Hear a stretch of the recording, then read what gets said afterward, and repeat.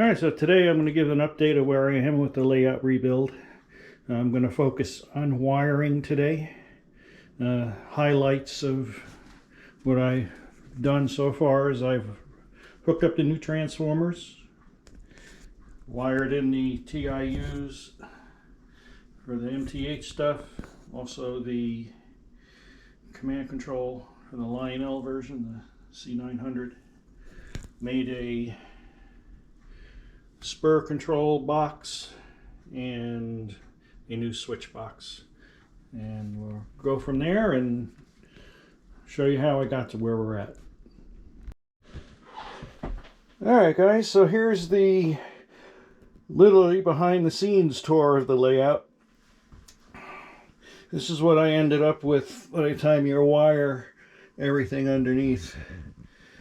So it's Spaghetti City. I store some of my set boxes and stuff under my layout. That's what's going on there. Here's the wiring.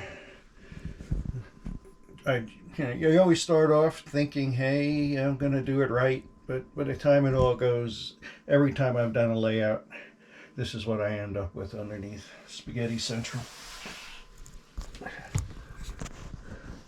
And obviously it's the most congested back onto the transformers and all.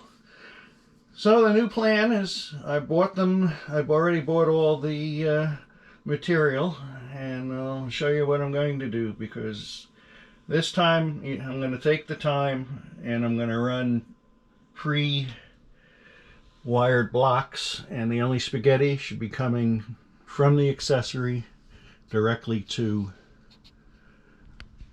the wire blocks I'm going to install. Okay, so I showed you what I was dealing with. So now what I'm going to do to organize. This stuff all came from Amazon and very cost effective. So I bought about 20 of the distribution blocks. So I will mount those under the board, and what I end up, the old layout had 28 available switches. Things to think about when you make a layout.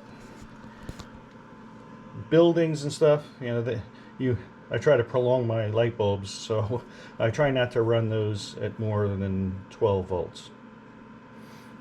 Then you have certain accessories that just run better, especially the ones with those vibrator mechanisms. They run better at a certain voltage. So I had divided this up between 3 or 4 transformers, and depending on the need, that's where I cut little circuit blocks. But believe it or not, it still wasn't enough variation, and some of them you still needed to have like a rheostat to hand vary the voltage. So with the new one, this box is going to get rebuilt, and I going to have 6 separate switch banks. So again, these came off of eBay, and I believe they were about $14 a section. So these will be installed over there, and each one will have a separate variable voltage off of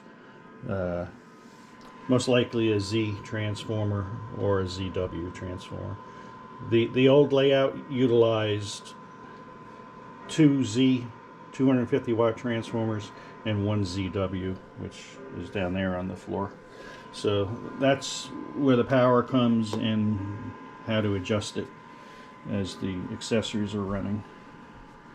These bus bars, terminal bars, also come with covers and numbers. I don't know if I'll ever use that part. And of course, after I bought these, I'll give a shout out to New York Electric Trains. He is now selling, you have a choice of it was 12 or 20. So it's a terminal bar, but in between each one is an automotive fuse. So you can use 5 or 10 amp fuses. If you use a 20 amp fuse, it really will never blow because you're not going to get 20 amps of draw from these transformers. But so you put a 20 amp, it's just basically a jumper. But if you use 5 or 10 amps, you will protect each one of those circuits. In my case, I don't need that protection because these are all basically light bulbs, so I'm not concerned about blowing fuses or shorts. And I have the transformer circuit breakers that I've upgraded to, so that'll take care of that. Then you're down to your major expense, which is wire. And again, this now is the best deal that I've come across. Amazon is selling 18 gauge wire, stranded, and they come in 10 packs. So each package has 1,000 foot of wire, and each wire has a different color. So you can't go wrong there. The price for the 1,000 foot is $41. So if you're a Prime member, there you go. $41 for 1,000 feet of wire. I think that is a win all day long. And so I got 3,000 feet of wire when I start doing this project. So that's where I am. As I progress in that area, I will update and follow up. I think I'm going to end up posting one massive video just on layout wiring, so this will continue in the near future. Okay, so this is the new switch control for the spurs, and I just finished making this. It's 2 pieces of lucite, and I drill the holes through, and I use my CAD program. It's AnyRail is what I use, and just print the blank schematic and put the switches on the spurs, and these are light up switches. And then what I also will add as we go forward is I will use the label maker and number all the switches so my switch bank, it's easier to reference. Then the switch box, again, this was my old control box, and I'm going to modernize that a little bit more.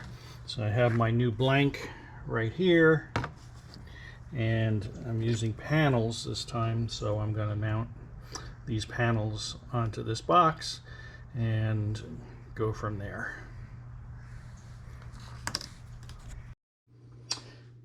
Alright, so I got those 2 panels completed. So now the next step will be running the wire blocks under the table. So I'll show you how we'll go and do that when I'm resume. Have a good day, everyone. Okay, so I'm picking up today. I started with installing the switch boxes and the wiring. So I got 35 switches. So here's all the ends of the switches. We'll cut a hole in here to bring those down, and then put my wiring harnesses from underneath. So that's what I'll be doing later and showing that.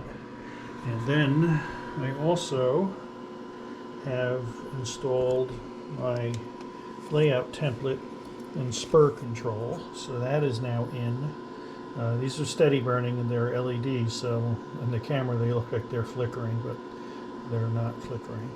So each one of these is power to a spur, and this is what the new layout will look like once it's on the table. So again, I've pre-wired these now to each of the transformer controls so that those wires also are numbered and will be hooked up to the appropriate power source. The other thing that comes out of the switch box is each set of 5 switches will go to a independently controlled power source so that I can vary the voltage on each one of these blocks. So I have 3 on this one that will work 3 of these. The 4th one works the standard gauge up there.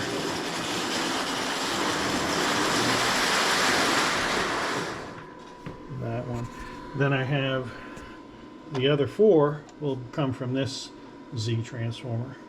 So coming out of the back here, I have the commons. So it tells me which switch bank, everything's pre-labeled, as well as the power wires. So should be pretty simple when I get under there. Underneath is where the complications come, and I'll show you that a little later. Okay, so here's my progress. This time I'm doing it, I always set out to be organized under the table, and I've always ended up with, every layout I built, I've ended up with a bunch of spaghetti wiring. So my switch box has 35 switches. I will probably use 30 of them, and it always became the spaghetti city because you're running wires wherever the extensions are. So this time what I did is I pre-wired all 35 of my switches. That's what's going on here. Also, I have 5 transformers on this transformer, so I have common grounds, 5 of them for each. There's 2 here, 1 there, and another one over there.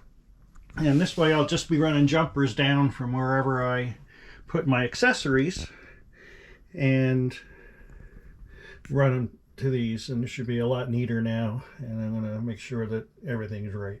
Yeah, I'm sure everybody else has experienced the, you got to go under your table, you get a box out or something, and because your wires are hanging down, you pull something out, and then you spend 6 hours trying to find out where the wire got pulled out from or what was wrong. So that's where I'm at now. So how I organized it this time is from the switch boxes, I ran the red wires, and they're all labeled with the switch numbers, and I went to terminal blocks right here, and then I went from the terminal blocks around the table. This here is all for the switches. There's going to be 14 switches on this layout, so that's here ready to be distributed around. And the yellow wires hanging here are for all the spurs. So the front end is all finished. So now my next thing that I start doing will be laying down the track and going from there. So next video we'll show the lower level of track laid down, and we'll go from there. Have a good day.